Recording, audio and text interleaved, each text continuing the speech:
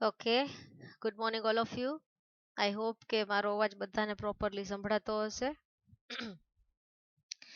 So let us start our next point. I think continuous આપણે જે કરવાનું છે અને એ સ્ટાર્ટ કરીએ પહેલા ત્રણ પોઈન્ટ જે આપણે ગઈકાલે કર્યા એ રિવાઇઝ કરી લઈએ. That is SEO for road traffic or you can say SEO for road traffic એટલે કે એવી વસ્તુ કે જેમાં આપણે વેબસાઇટની અંદર કોઈ પ્રોડક્ટ કે સર્વિસ સેલ નથી કરતા પણ છતાં પણ એમાંથી આપણે મોનેટાઇઝેશન જોઈએ છે અથવા તો એમાંથી કન્વર્ઝન જોઈએ છે, આપણે કંઈક રેવન્યુ જોઈએ છે.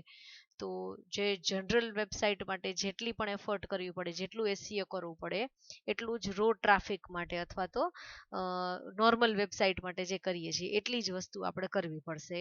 એટલી વસ્તુમાં ધ્યાન આપવું પડશે. એનું કીવર્ડ ટાર્ગેટિંગ છે કે એનું પેજ કન્ટેન્ટ ક્રિએશન ઓપ્ટિમાઇઝેશન છે, એમાં એટલી જ વસ્તુનું ધ્યાન રાખવું પડશે. રોડ ટ્રાફિકનો મતલબ આપણે આની પહેલા પણ જોયો હતો. રોડ ટ્રાફિક મતલબ જ્યારે તમારે એડવર્ટાઇઝમેન્ટ થ્રુ કે મોનેટાઇઝેશન જોતું હોય, રેવન્યુ જનરેટ કરવું હોય, અથવા તો તમારી વેબસાઇટમાં કોઈ પણ ટાઈપની પ્રોડક્ટ કે સર્વિસ હોય નહીં કે જે તમે સેલ કરીને પૈસા કમાઈ શકો, તો that is road traffic.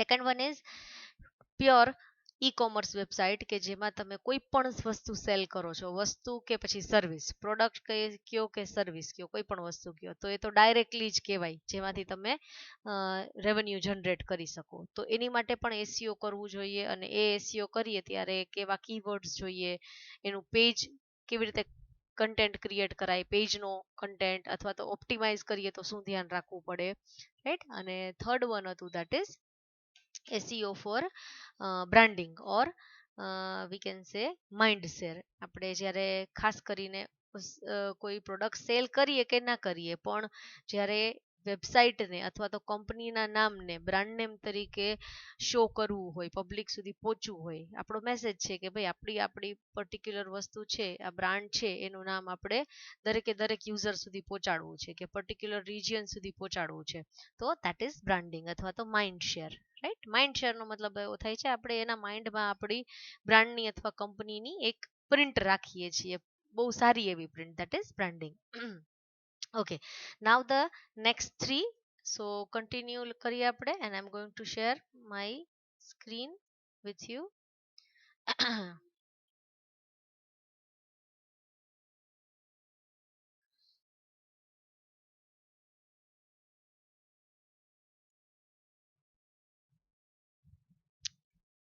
Okay, બધાને સ્ક્રીન છે દેખાય છે મારી, ઓર કોઈને નથી દેખાતી એવું હોય તો ટેલ મી.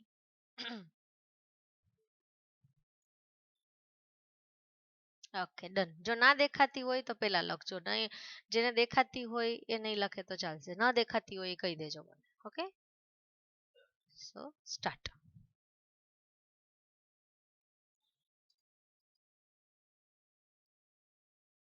Right, branding.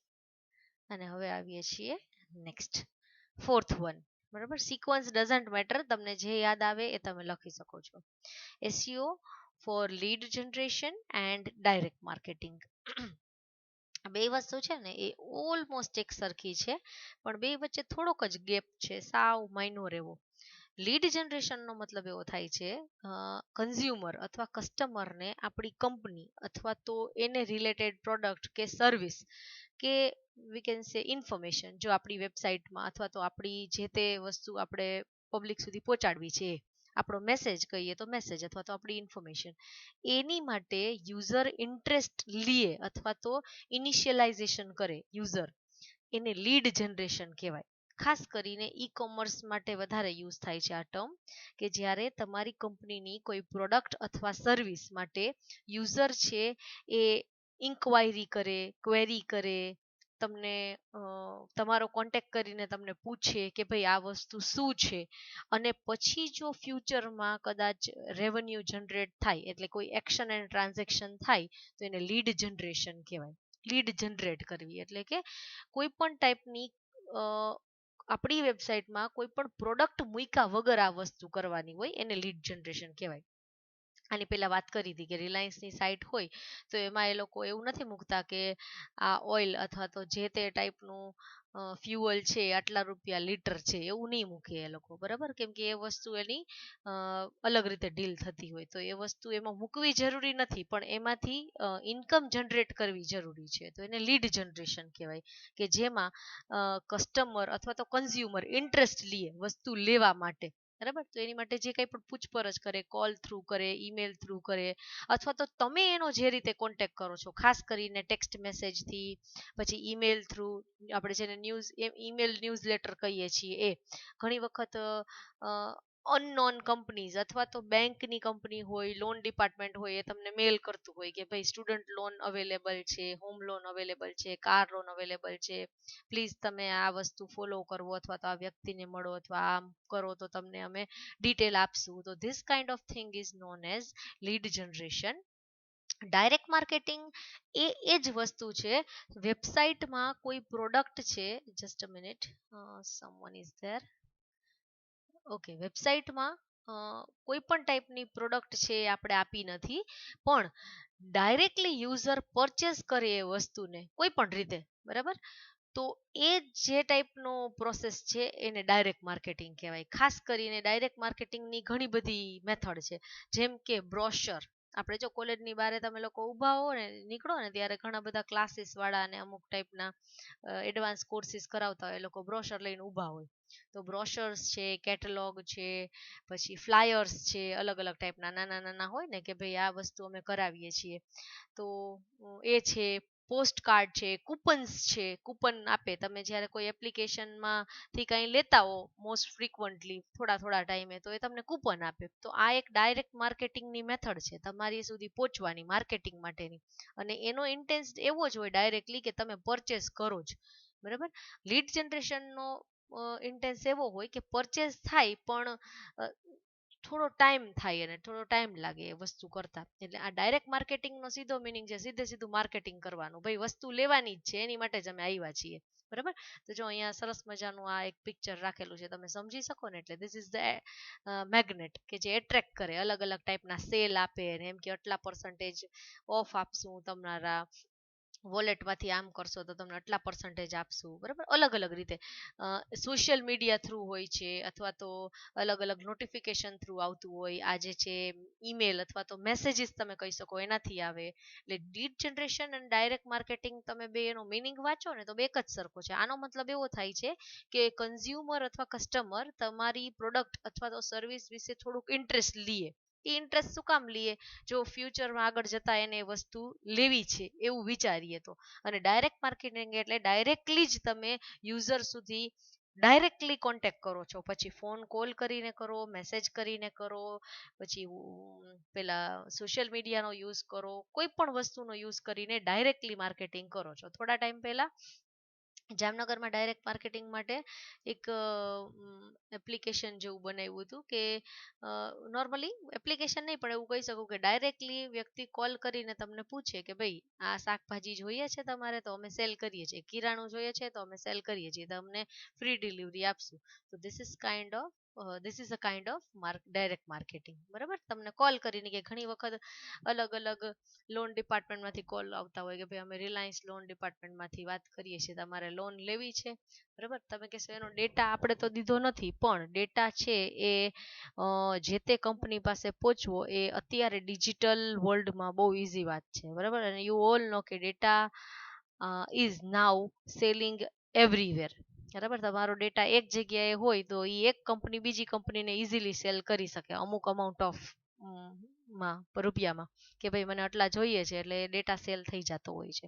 અને ડેટા લીક પણ થતો હોય છે, એટલે એના ઉપરથી કોઈ પણ કંપની છે ઇઝીલી તમારા સુધી પહોંચી શકે. અને એમ ના હોય તો જે પોટેન્શિયલ કસ્ટમર હોય, તમે રેગ્યુલરલી લોગિન કરો છો તો એને ખબર છે, ઓકે ચલો, તો તમારી ઇન્ફોર્મેશન એની પાસે હોય એટલે તમારો કોન્ટેક્ટ કરી શકે. બીજી વસ્તુ કહું, તમે જ્યારે કોઈ એપ્લિકેશન ઓપન કરો, ડાઉનલોડ કરી હોય, ત્યારે તમને એમ કહે કે ગૂગલ થ્રુ જવું છે, ફેસબુક થ્રુ જવું છે, કે કોઈ ત્રીજી વસ્તુ થ્રુ જવું છે, કે એનું લોગિન કરવું છે. તો જ્યારે તમે ફેસબુક થ્રુ ક્લિક કરતા હો ત્યારે લોગિન વાયા ફેસબુક થાય. એનો મતલબ એવો થાય કે તમારું ફેસબુકનું લોગિન અથવા તો યુઝરનેમ કે તમારા જે કંઈ પણ ડેટા છે એ ઈ પેલા એક્સેસ કરી શકશે જે તે એપ્લિકેશન. એટલે આ પણ એક ડેટા એક્સેસ કરવાનો ઈઝી વે છે એ લોકો માટે. બરાબર. ઓકે, સો આપણે સ્ટાર્ટ કરી દઈએ અહીંથી. So lead generation via the web, એટલે કે ઇન્ટરનેટનો યુઝ કરીને, વેબસાઇટ્સનો યુઝ કરીને લીડ જનરેશન કરવું એ બહુ વેલ્યુએબલ છે and the important for building customers, revenue and long term value. Long term value એટલે લાંબા ગાળા સુધી તમને કસ્ટમર મળી રહે, ટ્રાફિક મળી રહે. બરાબર. Millions of search queries have profitable intents that cannot be fulfilled directly online. ઘણી વખત એવું બનતું હોય છે કે ડાયરેક્ટલી યુઝર તમારી વેબસાઇટ ઓપન ના કરે, જેમ આપણે જ છીએ. બરાબર ને, મારે કોઈ પણ પ્રોડક્ટ લેવી હોય, મોબાઈલ લેવો છે, તો હું ડાયરેક્ટલી એમેઝોન ખોલવાની બદલે એવું લખું ને કે ભાઈ ચીપેસ્ટ મોબાઈલ ફોન, એવું લખીને એન્ટર આપવું એટલે એમેઝોન, ફ્લિપકાર્ટ, સ્નેપડીલ અલગ અલગ વેબસાઇટ આવશે. એટલે હું એ ક્વેરી ઉપરથી જે તે વેબસાઇટ ઉપર જાઉં છું ને પછી હું કઈ વસ્તુ લઉં છું. એટલે ઘણી બધી ક્વેરીઝ એવી હોય છે કે જેના થ્રુ એની કમ્પેરિઝનમાં ડાયરેક્ટલી તમે વેબસાઇટમાં જઈને વસ્તુ સર્ચ કરો એનાથી વધારે સર્ચ ક્વેરીથી પ્રોફિટ થતું હોય છે. Services such as legal consulting, contract constructions, commercial loan request છે. જો લીગલ કન્સલ્ટિંગ એટલે કોઈ પણ વસ્તુનું કન્સલ્ટન્સી હોય, જેમ કે ધારો કે આપણે જોબ જોતી હોય ને તો જોબની કન્સલ્ટન્સી હોય, એની આખી એક કંપની હોય કે જે જોબ માટે, આપણે જોબ પોર્ટલ કયો છો તમે, જેને તમે જે તે જગ્યાએ એની ઓફિસે જાઓ ને એટલે એ તમને અલગ અલગ કંપનીઝનું સજેશન આપે કે આટલી આટલી કંપની છે, તમારી પ્રોફાઇલ પ્રમાણે, તમારા સીવી અથવા રેઝ્યુમે પ્રમાણે, અને પછી તમે એમાં અપ્લાય કરો એટલે એ પ્રમાણે એ પ્રોસેસ કરે, તો એને લીગલ કન્સલ્ટન્સી કહેવાય. બીજી ઘણી બધી વસ્તુ માટે હોય. કોન્ટ્રાક્ટ કન્સ્ટ્રક્શન્સ, જેમ કે આપણે વાત કરીએ છીએ રિલાયન્સમાં કોઈ કંપની છે કોન્ટ્રાક્ટ ઉપર હોય તો એનો કોન્ટ્રાક્ટ રિન્યુ કરવો કેવી રીતે કરવો એ રિલાયન્સની વેબસાઇટ ઉપરથી થતું હોય. એમાં કોઈ વસ્તુ સેલ નથી થતી પણ છતાંય એને આ વસ્તુ છે રેવન્યુ માટે કરવાની છે. Commercial loan request, commercial loan request એટલે કે ઘણી બધી વસ્તુમાં આપણે કાર લોન કહીએ, હોમ લોન કહીએ, સ્ટડી ઓરિએન્ટેડ લોન કરીએ, ઘણી બધી વસ્તુ. Or virtually any service or product people source via the web. બરાબર. આજે ધારો કે મારે કોઈ વીમો લેવો છે કોઈ પણ વસ્તુનો, તો હું સૌથી પહેલા ઇન્ટરનેટમાં જઈને સર્ચ કરીશ કે ભાઈ વીમો લેવો હોય તો કઈ કંપની સારી છે અથવા તો ક્યાંથી લઈ શકાય. પછી હું ચેક કરીશ કે ભાઈ અહીંયા જામનગરમાં કોઈ લોકલ એવું છે કે જે મને આપી શકે. બરાબર. એટલે આપણે વેબનો યુઝ કરીને લોકો જે સર્વિસ કે પ્રોડક્ટ સર્ચ કરે છે ને એની માટે નોર્મલી લીડ જનરેશન ને ડાયરેક્ટ માર્કેટિંગ બહુ હેલ્પફુલ થાય છે. આ બે વસ્તુ વિશે અથવા તો ડાયરેક્ટ માર્કેટિંગ વિશે તમારે બહુ સરસ રીતે સમજવું હોય તો મેં shopify.in કરીને એની લિંક આપેલી છે, જેમાં એટલું સરસ રીતે સમજાવેલું છે વોટ ઇઝ ડાયરેક્ટ માર્કેટિંગ. જો કે આપણે કહી દીધું મેં તમને એટલે આવી ગયું. જો અહીંયા સરસ મજાનો ફોનનો સિમ્બોલ કર્યો છે, એ એક ડાયરેક્ટ માર્કેટિંગ ને લીડ જનરેશનનો જ એક ભાગ છે. તમને કોલ કરીને જ્યારે એમ કહે ને કે અમે આ વસ્તુ સેલ કરીએ છીએ, તમારે ઇન્ટરેસ્ટ છે, અને તમે જે કંઈ પણ રિસ્પોન્ડ આપો કે ન આપો, જો તો the way they call you અથવા તો જે કાંઈ પણ વે થી તમારો કોન્ટેક્ટ કરે છે એ આ બે વસ્તુ છે. બીજું, here are some factors two think about કે ભાઈ ક્યારે આપણે લીડ જનરેશન માટે એસઈઓ કરવું જોઈએ. બરાબર. તો સૌથી પહેલી વસ્તુ વેન ટુ એમ્પ્લોય, ક્યારે આપણને જરૂર છે. સૌથી પહેલી વસ્તુ use it when you have a non e-commerce product, service, goal that you want users to accomplish on your website or for which you are hoping to attract direct contact over the web. છે આ જ વસ્તુ, main વસ્તુ આ જ છે. અને એક ઉપર લખેલું છે કે નોન ઈ કોમર્સ છે. જો તમારી વેબસાઇટમાં તમે કંઈ સેલ નથી કરતા પણ આપણો ગોલ એવો છે કે યુઝર છે એ આપણી વેબસાઇટ સુધી આવે અને આપણો ડાયરેક્ટ કોન્ટેક્ટ કરે, અથવા તો હું એમ કહું કે જે કાંઈ પણ આપણે રેવન્યુ જનરેશન માટે પ્રોસેસ આપી છે ને, ભલે પ્રોડક્ટ એની અંદર નથી આપી, પ્રોડક્ટ આપણે સેલ કરીએ છીએ, ટ્રાન્ઝેક્શન થશે પણ વેબસાઇટમાં નહીં થાય, એટલે એને નોન ઈ કોમર્સ કહેવાય છે. તો એ હેતુથી એ પર્પઝથી આપણે કરતા હોય તો આપણે આ એસઈઓ કરવું પડશે. બરાબર. આ પર્પઝ કહેવાય. કયા પર્પઝથી તમે કરવાના છો, ક્યારે કરશો એવું કહે છે. રાઈટ. આવું હોય ત્યારે. બરાબર. હવે જો આ ત્રીજી વસ્તુ કૂપન આપે, એ એક ટાઈપનું માર્કેટિંગ થયું કહેવાય, ડાયરેક્ટ માર્કેટિંગ. કીવર્ડ ટાર્ગેટિંગ, તો હવે કીવર્ડ ટાર્ગેટિંગમાં આ નોન ઈ કોમર્સ વેબસાઇટ છે, સેમ ઈ કોમર્સમાં જે રીતે આપણે કામ કરતા હોય ને એવી જ રીતે આમાં ધ્યાન રાખવાનું છે. As with e commerce, choose phrases that convert well, have reasonable traffic. બરાબર, ધ્યાન ઈ જ રાખવાનું છે, ભલે ઈ કોમર્સ નથી પણ એવા ફ્રેઝ અથવા તો કીવર્ડ યુઝ કરવાના છે કે જે કન્વર્ટ વેલ એટલે જે આપણને ઇઝીલી રેવન્યુ જનરેટ કરી દે.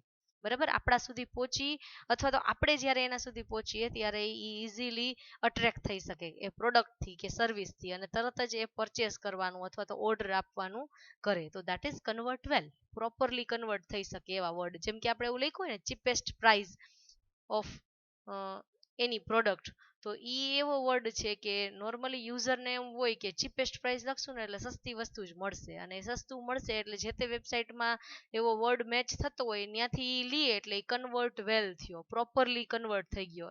એવા કીવર્ડ યુઝ કરવા કે જે ટ્રાફિક પણ લઈ આવે અને તમને રેવન્યુ પણ જનરેટ કરી દઈએ. ઓપ્ટિમાઇઝેશનમાં શું ધ્યાન રાખવાનું છે, તો કે you will need a solid combination of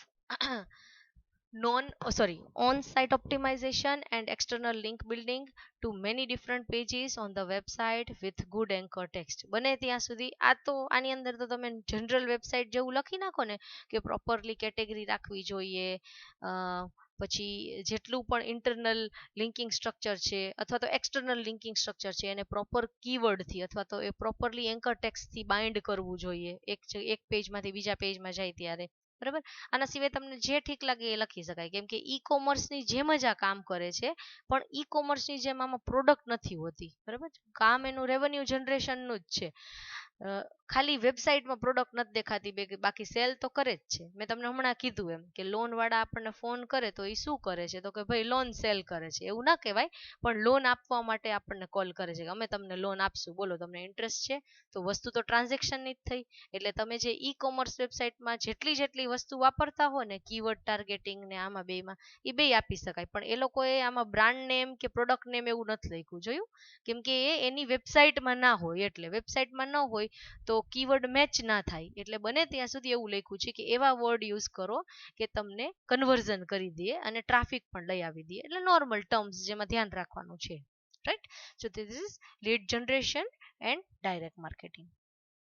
પછી આવે છે next is SEO for reputation management. Okay, now we all know what is reputation. બરાબર, આપણને બધાને ખબર છે our own identity. બરાબર, એક વખત કોઈ પર્ટિક્યુલર વસ્તુ, આપણે બ્રાન્ડ નેમની જ વાત કરીએ, કોઈ બ્રાન્ડ નેમ છે એની આઈડેન્ટિટી ટોપ ઉપર હોય અને કોઈ એક એવી ઇશ્યુ નીકળે કે જેને લીધે એની બ્રાન્ડ નેમ અથવા તો એની રેપ્યુટેશનમાં નેગેટિવિટી આવી જાય, નેગેટિવ માર્ક આવી જાય, તો that means he or she or the company has to recover that reputation from negative to positive. તો આ એક એવી વસ્તુ છે, નોર્મલી બહુ ઓછો આના ઉપર ધ્યાન જાય છે, રેપ્યુટેશન મેનેજમેન્ટ ઉપર. આપણે ખાલી વેબસાઇટને ઉપર લઈ આવવાની ટ્રાય કરીએ છીએ, પણ ખાસ કરીને અમુક કંપનીઝ જેને એવા ઇશ્યુઝ, રેપ્યુટેશન રિલેટેડ ઇશ્યુઝ થતા હોય, એને આમાં ધ્યાન રાખવું પડે, કેમ કે જેમ કે 5 કે 6 વર્ષ પહેલા સેમસંગનો એક mobile, I forgot the model number or I don't know કે શું મોડલ હતું, એ કંઈક નોટ હતો, એવું કંઈક હતું, જે કસ્ટમરે લીધા પછી બ્લાસ્ટ થયો હતો ચાર્જિંગમાં હોવાથી કે વિધાઉટ ચાર્જિંગમાં, અને એ કંપનીએ પાછી લઈ લીધી હતી આખી સિરીઝ એની, અથવા તો એ પર્ટિક્યુલર મોબાઈલ જે મોડલ હતું એ. બરાબર, હવે આવું થાય જ્યારે, ત્યારે સેમસંગ જેવી કંપનીને તરત જ નેગેટિવ રેપ્યુટેશન થઈ જાય કે ભાઈ કે સેમસંગની બ્રાન્ડમાં આ વસ્તુ, આ પ્રોડક્ટ છે એમાં આવો પ્રોબ્લેમ થાય છે, તો that is not good for the brand name or good for the company. તો એની માટે એણે રેપ્યુટેશન મેનેજમેન્ટ કરવું પડે, દરેક કંપનીએ કરવું જોઈએ, પણ ખાસ કરીને જ્યારે નેગેટિવિટી છે વર્લ્ડ વાઇડ અથવા તો globe all over the web આવતી હોય ત્યારે એમાં ખાસ ધ્યાન રાખવું પડે. So since once on name, that we can say whether personal or corporate, આપણું નામ હોય, કોઈ પર્ટિક્યુલર વ્યક્તિની પોતાની વેબસાઇટ હોય અથવા તો પોતાની કંપનીની વેબસાઇટ હોય, એની માટે રેપ્યુટેશન જ કહેવાય. It is on one's identity. Establishing and maintaining the reputation associated with that identity is generally of great interest. એનું ધ્યાન રાખવું પડે. The process of neutralizing negative mentions of your name in the SCRPs એને કહેવાય reputation management. તમારી જે તે website અથવા તો ગ્રુપ, કોર્પોરેશન કે ઓર્ગેનાઇઝેશન કે ઇન્સ્ટિટ્યુશન કે તમારું પોતાનું નામ, જો એના કોઈ નેગેટિવ મેન્શન્સ હોય, નેગેટિવ મેન્શન્સ એટલે કોઈ અલગ અલગ જગ્યાએ અલગ અલગ વેબસાઇટમાં તમારી એક બે ત્રણ વસ્તુ હમણાં જે બોલી એના વિશે જો કાંઈ નેગેટિવ કોઈએ મેન્શન કરેલું હોય, કમેન્ટ કરેલું હોય, તો એને ન્યુટ્રલાઇઝિંગ કરવી પડે. ન્યુટ્રલાઇઝિંગ એટલે નેગેટિવમાંથી ધીમે ધીમે ધીમે પોઝિટિવ ના થાય પણ એ પર્ટિક્યુલર વસ્તુ નીકળી જવી જોઈએ તમારા નામમાંથી અથવા તો તમારા બ્રાન્ડ નેમમાંથી. તો that is this process actually. અહીંયા જો સરસ મજાનું આ આપેલું છે. આ જે છે ને આજુબાજુ વસ્તુ, એ બધી વસ્તુ એને ઓવરકમ કરવા માટેની આપી છે. ફોરમ્સ અલગ અલગ ટાઈપના, તમે બ્લોગ્સ લખતા હો ને, બ્લોગ અને ફોરમ બે વચ્ચે થોડોક ફરક છે, આપણે આગળ જોશું. બ્લોગ પોસ્ટ, બરાબર. ધારો કે મેં કીધું એમ કે સેમસંગે આવી રીતે ઇસ્યુ થયો તો એના એક ગેજેટમાં, તો એને તરત જ અલગ અલગ જગ્યાએ ખાસ કરીને સોશિયલ મીડિયાનો યુઝ કરીને એને તરત જ મેન્શન કરી દીધું કે this is our fault and we are giving it, we are taking it back, અમે આ વસ્તુ લઈ લઈએ છીએ પાછી. અને જે કાંઈ પણ એનું પ્રોબ્લેમ થયો હોય અથવા તો એને લીધે જે કાંઈ પણ ઇકોનોમિક ક્રાઇસિસ કે કોઈ પણ પ્રોબ્લેમ થયો હોય ફાઇનાન્શિયલી, તો અમે અમને પાછું આપી દઈશું, બરાબર. એટલે આ બધી વસ્તુ છે ને એ એના સોલ્યુશન્સ છે. રિવ્યુ સાઇટ્સ એટલે અલગ અલગ સાઇટમાં જઈને રિવ્યુ કરે કે કઈ સાઇટમાં કયા કસ્ટમરે કેટલા સ્ટાર આપ્યા, શું લખ્યું, શું ખરાબ વસ્તુ લખી, બરાબર. પ્રેસ રિલીઝીસ, ખાસ કરીને આવું થાય ત્યારે પ્રેસ કોન્ફરન્સ બોલાવીને કહેવું પડે કે ભાઈ આ અમારી ભૂલ થઈ ગઈ છે અને આ વસ્તુને સુધારવાની ટ્રાય કરીએ છીએ. કમ્પિટિટર્સ વેબસાઇટ, બીજી કમ્પિટિટરની સેમ એના જેવી વેબસાઇટ હોય એમાં કાંઈ મેન્શન કરેલું છે કે નહીં, ખાસ કરીને જો કોઈ પોઝિટિવ વેબસાઇટ આપણા વિશે અથવા તો આપણા કોઈ પ્રોબ્લેમ વિશે ડિસ્કશન કરતી હોય તો એ નીકળી જવું જરૂરી છે, કેમ કે એ આપણો રેફરન્સ કહેવાય, એક્સટર્નલ બેકલિંક કહેવાય. And the main thing is social media. Social મીડિયામાં જેટલી જેટલી જગ્યાએ યુઝ થતો હોય આપણે રિમૂવ નથી કરી શકતા, but the way we have to handle this kind of situation, that is the solution, right? So you may accomplish this using social media, bloggers, your own site and various other strategy. આપણે આપણી પોતાની સાઇટમાં આપણે લખી શકીએ છીએ કે ભાઈ આવો પ્રોબ્લેમ થયો છે જેને લીધે અમે આ વસ્તુ અથવા તો આ પ્રોડક્ટ છે પાછી લઈ લીધી છે. સો હવે તમને કોઈ તકલીફ નહીં થાય, right? Here are some factors to think about when considering SEO for reputation management. એ તો આપણને ખબર જ છે ક્યારે કરવું પડશે રેપ્યુટેશન મેનેજમેન્ટ, પણ એનો પોઈન્ટ આપ્યો છે. When to employ. If you are trying to either protect your brand from negative results appearing on page 1 or push down already existing negative content, this is the only path to success. જો તમારી brand વિશે ક્યાંય પણ કોઈ પણ જગ્યાએ કંઈ એવું લખેલું છે કે જે તમારી વેબસાઇટને નીચે લઈ જાય છે, નેગેટિવ કન્ટેન્ટ લખેલો છે, અથવા તો આપણી વેબસાઇટ પેજ નંબર 1માં હતી અને એમાંથી સાવ અને સાવ જતી રહી, બરાબર, અથવા તો બીજા પેજમાં જતી રહી કે ત્રીજા પેજમાં જતી રહી એક નેગેટિવ મેન્શનથી અથવા તો યુઝરના રિવ્યુઝથી. જો અહીંયા ઉપર રિવ્યુઝ આપેલા છે, આપણે સ્ટાર આપીએ છીએ ને, તમે જ્યારે કોઈ પણ ઈ કોમર્સ વેબસાઇટમાંથી કાંઈ લ્યો ત્યારે એને એવું કહે છે કે ભાઈ રિવ્યુ આપો, જેથી કરીને અમે સેલરને જાણ કરી શકીએ અથવા તો સેલર જોઈ શકે કે ભાઈ મારી પ્રોડક્ટ છે કેવી લાગી, શું કહે છે કસ્ટમર. તો આના ઉપરથી પણ એ મેન્શન થાય છે કે કોઈ મેજોરિટી ઓફ કસ્ટમર છે એને 1 સ્ટાર આપતું હોય, ઇટ મીન્સ કે પ્રોબ્લેમેટિક છે પ્રોડક્ટ અથવા સર્વિસ, બરાબર, એના ઉપરથી ડિસાઇડ થાય છે. તો this is the only way.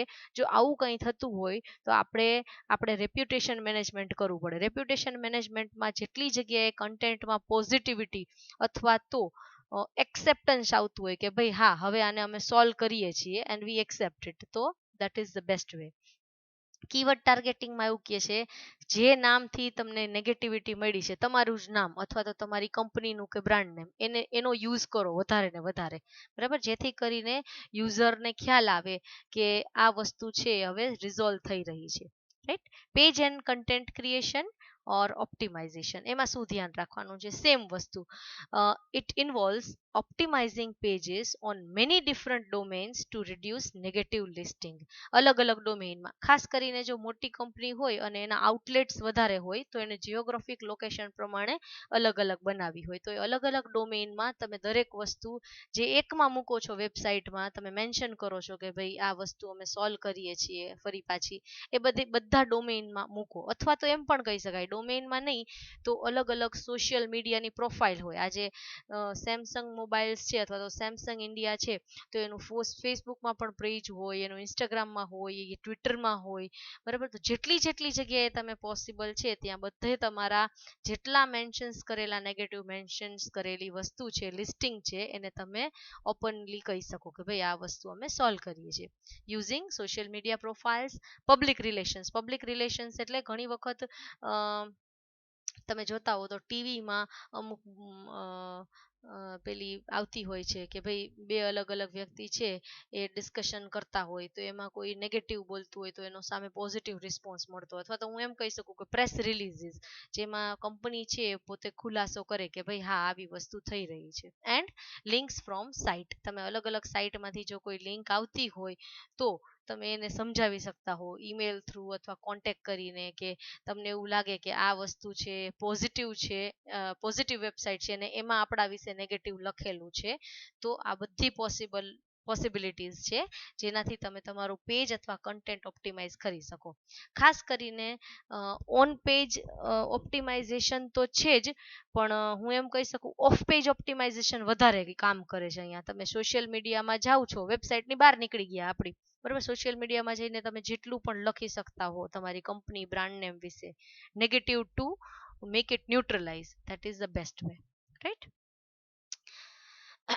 હવે આ એવું કે છે કે આ શું કામ જરૂરી છે ને બહુ થોડીક હાર્ડ વસ્તુ છે, ચેલેન્જિંગ ટાસ્ક છે. શું કામ ખબર છે? કેમ કે ગૂગલ છે ને નોર્મલી એ આપણે આ ભણ્યું હતું query deserves diversity, QDD. I think don't remember આપણે આ કર્યું છે કે નહીં, પણ જ્યારે પ્રોબ્લેમ વર્ડ્સ ડિસએમ્બિગ્યુએશન આ બે વસ્તુ કરી હતી ને ત્યારે આવ્યું હતું ક્વેરી ડિઝર્વ્સ ડાયવર્સિટી. એટલે કે ક્વેરી છે ને એ એટલી બધી અલગ અલગ જગ્યાએથી તમને ડેટા લઈ આવીને દે છે કે ચાન્સીસ એવા હોય કે નેગેટિવ વસ્તુ છે ને એ પહેલા આવે હંમેશા. It is certainly અમંગ the most challenging of SEO practices because, or you can say especially in Google, where QDD, query deserves diversity, can mean you have to work much harder to push down negative mentions because of how the algorithm favors diverse content.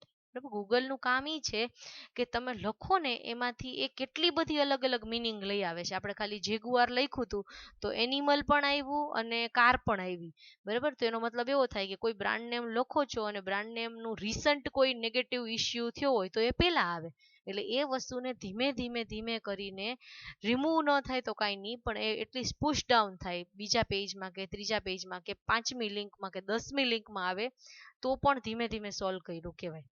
આ ગૂગલનો algorithm એવી રીતે કામ કરે છે, એટલે આ task બહુ challenging છે, બરાબર. તમારા નેગેટિવ મેન્શન્સને, તમારા નેગેટિવ પોઈન્ટ્સને કાઢવા અથવા તો બેલેન્સ કરવા બહુ ચેલેન્જિંગ ટાસ્ક છે. તો આ એટલું જ ઇમ્પોર્ટન્ટ છે જેટલું કોઈ પણ વસ્તુ માટે SEO કરીએ છીએ, right. And the last one that is SEO for ideological influence. Ideological influence એટલે કે આઈડિયોલોજીને કોઈક ઉપર ફિટ કરવી, અથવા તો તમે જે તમારા માઇન્ડમાં વિચારો છો એ જ વસ્તુ સામેવાળા વિચારી શકે અથવા તો વિચારતા કરી દો, એને આઈડિયોલોજીકલ ઇન્ફ્લુએન્સ કહેવાય. ઇન્ફ્લુએન્સ એટલે અસર આપણે કહીએ ને, અને આઈડિયોલોજીકલ એટલે તમે જે વિચારતા હો તમારા માઇન્ડમાં જે આઈડિયા અથવા તો જે મેસેજ હોય એ. For those seeking to control public or private opinion about a particular topic, SEO can be a powerful tool. જો ખાસ કરીને આગળ આવે છે આ વસ્તુનો યુઝ નોર્મલી પોલિટિકલ રિવ્યુઝ અથવા તો પોલિટિકલ પાર્ટીઝ હોય ને એ નોર્મલી કરતી હોય છે, by promoting ideas and content within the search results for queries likely to be made by those seeking information about a topic you can influence the awareness of even very large groups. ઘણી વખત એક example આપું, જેમ કે એક social મીડિયાના influencer છે, ખાસ કરીને પોઝિટિવિટી, અથવા તો હું એવું કહી શકું કે જે નોર્મલી પોઝિટિવ થોટ્સ અને એવી વસ્તુ બતાવે છે એના વિડીયોઝમાં જ, પોતે જ વિડીયોઝ કરે છે, પોતે જ કેરેક્ટર બને છે. એન્ડ હી ઇઝ વરુણ પૃથ્વી. કદાચ તમારામાંથી કોઈ નામ સાંભળેલું હશે અને કદાચ મે બી વિડીયોઝ જોયા હશે, તમે ખાલી સર્ચ કરજો વરુણ પૃથ્વી. એ વ્યક્તિ છે એ એવી ટ્રાય કરે છે કે સોસાયટીમાં અમુક જે નેગેટિવ આઈડિયાઝ છે અથવા તો નેગેટિવિટી હોય છે અમુક વસ્તુ માટે, અમુક ટોપિક માટે, એ નીકળી જાય એના વિડીયોઝ જોઈને. તો આ એક ટાઈપનું આઈડિયોલોજીકલ ઇન્ફ્લુઅન્સ થયું. યુટ્યુબમાં અમુક ઇન્ફ્લુએન્સર આવતા હોય છે, આપણે પેલા કોણ, સંદીપ મહેશ્વરી, બરાબર ને, પોઝિટિવિટી ના થોટ્સ આપે છે, આમ શું કામ કરવું જોઈએ, આપણે આવું વિચારીએ છીએ, આપણે આવું વિચારીએ છીએ, લાઈક દેટ. એને કંઈક અમુક 100 કે 200 જેવા કંઈક બિઝનેસ સ્ટાર્ટ કર્યા હતા, અલગ અલગ ટાઈપના ટ્રાય કર્યા હતા, પણ એ બધા ફેલ ગયા. અને પછી કંઈક એને કંઈક ઇમેજીસ, કંઈક પિક્ચર્સમાંથી કંઈક એનું સ્ટાર્ટઅપ થયું ને એવું બધું છે. I exactly don't know what it is, બરાબર. તો તમારા કોઈ પર્ટિક્યુલર આઈડિયાને અથવા તો તમારી મેન્ટાલિટીને પબ્લિક સુધી અથવા તો મોટા ગ્રુપ સુધી પહોંચાડી શકો અને એના માઇન્ડમાં એ ફિટ કરી શકો, તો એને આઈડિયોલોજીકલ ઇન્ફ્લુઅન્સ કહેવાય, બરાબર. તો કોઈ વ્યક્તિ જ્યારે એવું સર્ચ કરતી હોય અને તમારા સુધી પહોંચી શકે ને તમારા જે થોટ્સ છે એને પોતે ફોલો કરે, દેટ ઇઝ આઈડિયોલોજીકલ ઇન્ફ્લુઅન્સ. કે જેમ કે ઈશા ફાઉન્ડેશનના સદગુરુ, તમને બધાને ખબર હશે. he is the most iconic person in India, or you can say out of India too, બરાબર.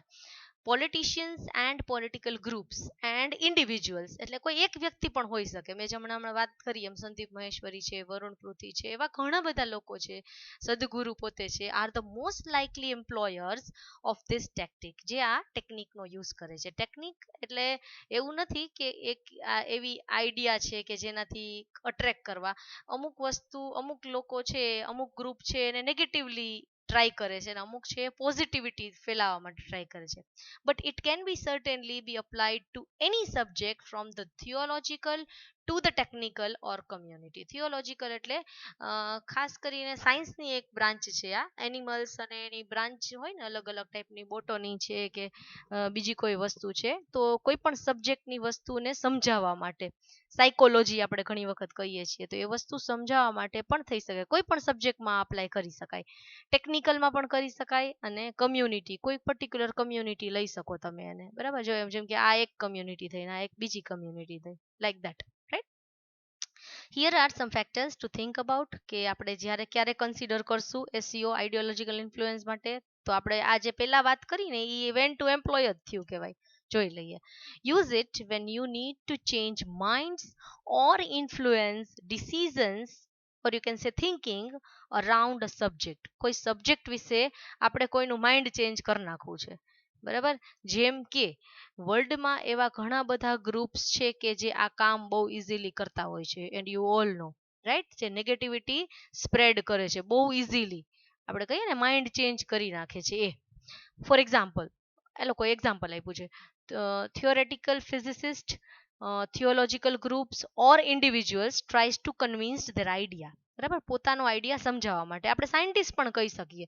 સાયન્ટિસ્ટ છે એને કોઈ વસ્તુ ઇન્વેન્ટ કરી હોય તો એ આપણને સમજાવે છે કે ભાઈ આ આવું છે, બરાબર ને.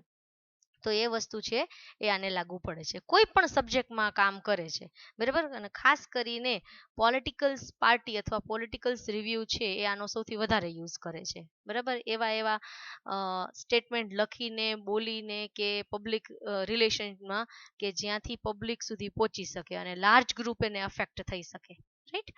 હવે કીવર્ડ ટાર્ગેટિંગ અને page content and creation and optimization, આ બે વસ્તુ છે ને એ હું તમારા ઉપર છોડું છું. તમારી પાસે પીડીએફ છે જ, ઓલી સરસ ગ્રીન કલરની ચકલીવાળી છે એ તમારે રીડ કરવાનું છે. બે વસ્તુ આઈ નો તમને સમજાય જ જશે, અને ન સમજાય તો પછી આપણે જોઈ લેશું. જે લોકોને નહીં સમજાય એ મને પૂછશે ક્લાસરૂમમાં, એમાં હું જવાબ આપીશ. બાકી બધાએ વાંચવાનું છે, બરાબર. આ બે વસ્તુ એવી છે કે કીવર્ડ ટાર્ગેટિંગ શું કરવાનું અને page content creation and optimization. બરાબર, કાંઈ નહીં ખબર પડે ને આપણે રો ટ્રાફિક વાળું લખ્યું હતું ને એ પણ તમે લખી શકો. એ જનરલ વેબસાઇટ માટે છે. કોઈ પણ ટાઈપની વેબસાઇટ માટે એસઈઓ કરવું હોય તો તમે એ રો ટ્રાફિક વાળું કીવર્ડ ટાર્ગેટિંગ અને કન્ટેન્ટ ક્રિએશન ઓપ્ટિમાઇઝેશન એ બે એનું લખી શકો તમે, એમાં કોઈ પ્રોબ્લેમ નથી. પણ આ લોકોએ બાયફર્ગેટિંગ કરી નાખ્યું છે કે સ્પેશિયલ ટાઈપની વસ્તુ હોય તો એમાં આવી રીતે લખાય, બીજી કોઈ હોય તો એમાં આવી રીતે લખાય, ત્રીજી કોઈ હોય તો આવી રીતે લખાય. રાઈટ, તો so this are 6 SEO strategies for a particular kind of website if you have. બરાબર, 6 ટાઈપની વેબસાઇટ તો ઘણી ટાઈપ હોય પણ એ લોકોએ 6 મેઇન કેટેગરી આપેલી છે કે ભાઈ આટલી આટલી વસ્તુ હોય તો તમે આવી રીતે એસઈઓ કરી શકો. બરાબર, તમને જે પણ યાદ આવે એ તમે લખી શકશો, પણ બને ત્યાં સુધી જો ટોપિકના નામ યાદ રાખશો તો તમને બહુ ઇઝીલી લખી શકશો. બરાબર, અને ટોપિકના નામ તમારે યાદ ન રાખવા પડે એટલે મેં તમને અહીંયા દરેકે દરેક વસ્તુમાં છે એ અહીંયા બધામાં મેં ઇમેજીસ આપેલી છે. જસ્ટ ઇમેજ જુઓ એટલે તમને સમજાઈ જશે કે કોઈ વસ્તુ શું કહેવા માંગે છે. બરાબર, તમને જો પ્રોપર વર્ડનો મિનિંગ આવડતો હોય તો તમે ઇઝીલી લખી શકો કે એસઈઓ આની માટે ક્યારે કરવું જોઈએ, આઈ મીન ક્યારે જરૂર છે, એમાં કીવર્ડ ટાર્ગેટ શું કરશું, ફોકસ ક્યાં કરશું ઇન શોર્ટ, અને બીજી વસ્તુ કે જ્યારે પેજ કન્ટેન્ટ અથવા તો ક્રિએશન કરશું ત્યારે આપણે શું ધ્યાન રાખશું. So this are 6 different way of SEO for different things, right? So this is it, અને આ ટોપિક આપણે અહીંયા પૂરો કરી દઈએ.